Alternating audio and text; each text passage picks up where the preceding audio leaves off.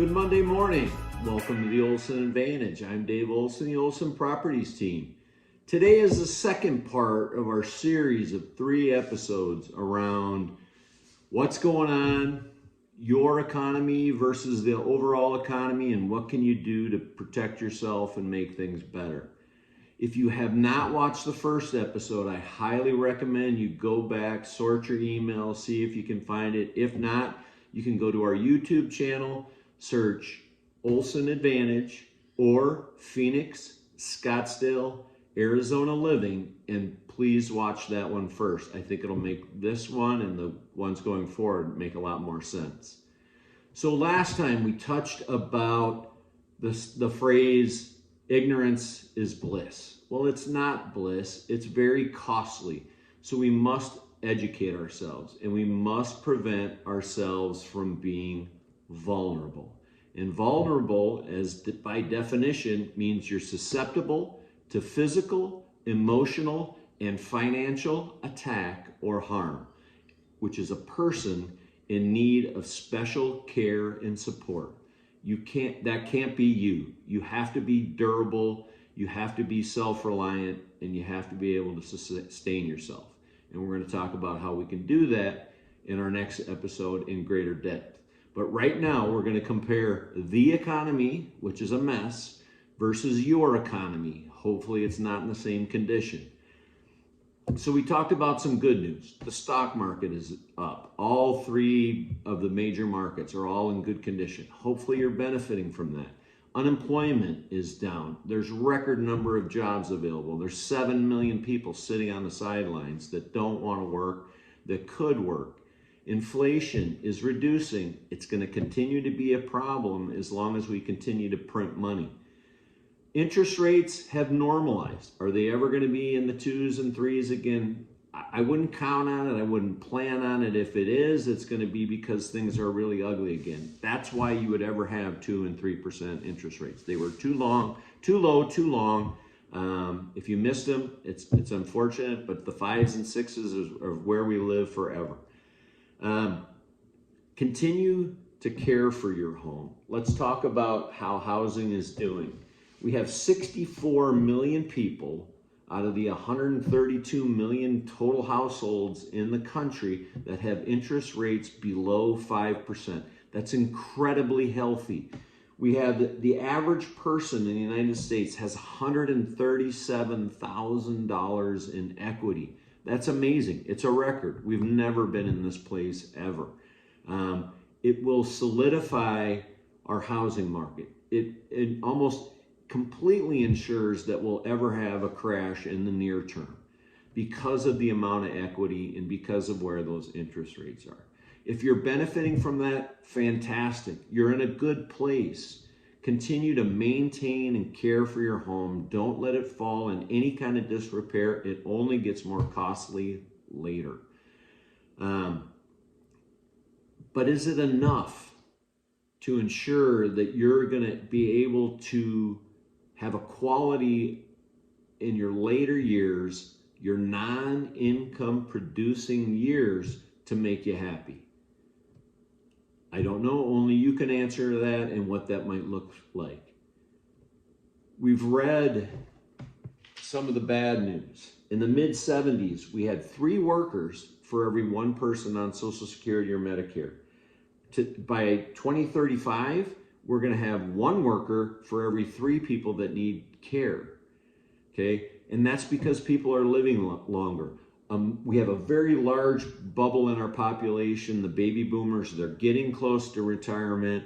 They're going to put a stress on their system. They're going to expect their benefits. The Department of the Congressional Budget Office has said there's a very good chance there won't be anything there in 10 to 15 years. It was always a rumor. I've heard it for 20, 25 years. But when the Congressional Budget Office is telling us, we probably need to listen. So we need to protect ourselves. People are living longer.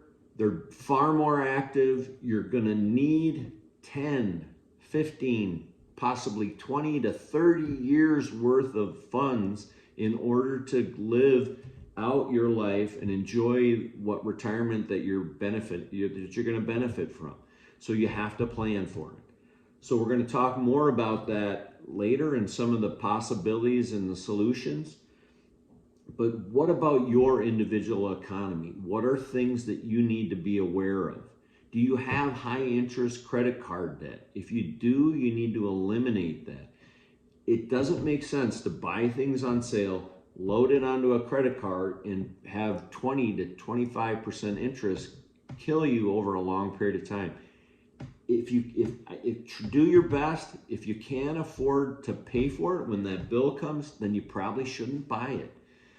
Eliminate those high interest debts. Eliminate high interest car payment debts. Drive something that's more affordable. It's less costly to insure. And in speaking of insurance, have you shopped your insurance lately? It'll always continue to go up. Challenge it. Shop around. See if you can find things that have maybe different deductibles that you can live with, different coverages that you can live with. But I would recommend every 2 years that you shop your insurance. There's a potential for savings there. Subscriptions. Are you paying for subscriptions that you're not even using? Or perhaps you could dial them back. I would recommend all of you, if you're having a challenge with credit cards, is to look at your statement every month for the next 6 months. Have 3 different color pens: red, yellow, and green. Red, I need to eliminate this. Yellow, there's a potential to get it out of my life. Maybe it's something that's on the fence. And red, I have to immediately eliminate it. Don't just look at the amount that's on the top. Look through it. See what your spending habits are. Are there things that you can eliminate, get rid of, or reduce? Eating is costly. We all know that. We all feel that at the grocery store. Going out to eat is ridiculous. If you can eliminate that, try to do so. Create larger meals. Eat leftovers. Eating is costly, and that's a huge opportunity to make a savings for yourself. And hopefully you'll eat more healthy. Clothing. Are you a slave to fashion? Do you have far more clothes than what you need? Are there lesser expensive options? That's a strong consideration. And lastly, and probably most importantly, and this will lead into our next episode, are you paying yourself? Every month, do you set aside money? Is the first person that you should pay every month is yourself. Even if it's $10, $20, $50, whatever you can do, put it away, put it in some kind of an investment vehicle, put it in a savings account. Consumerism is a huge problem. The average person, and it's dialed up by the younger you are, the average person is inundated by between 1,000 and 5,000 consumer ads on things you probably don't need or will never benefit from every single month. But in that same time period, you will see less than a dozen ads about how to save, how to invest, and how to retire and to enjoy your latter years or even the years that you have now. Hopefully you found this information useful. I look forward to seeing you in the next one on some of the solutions and options that you have. Hopefully you've watched both of these, but if you ever have any questions, know that you can always text the word answers to 59559. You can also text or call me directly at 623-570-4464. Thanks so much for watching. Make it a great day.